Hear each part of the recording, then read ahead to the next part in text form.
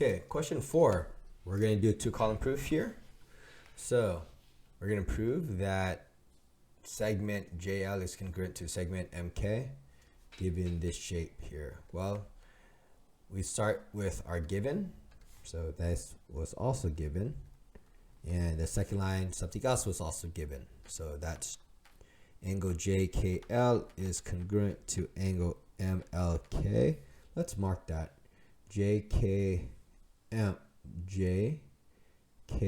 So this is congruent to MLK.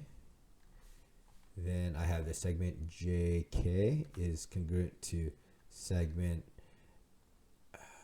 ML. Okay. Ooh, that looks like a side. This looks like an angle. Okay. Then they get angle LKL is congruent to LK. Oh, that just is the reflexive property. Reflexive property.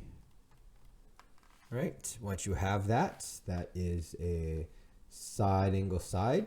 So that is by side angle side. Since the triangles are congruent, you can prove that the segments are congruent. Their parts are congruent.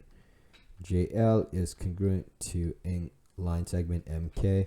This is the long way of writing CP CTC. Corresponding parts of congruent triangles are congruent.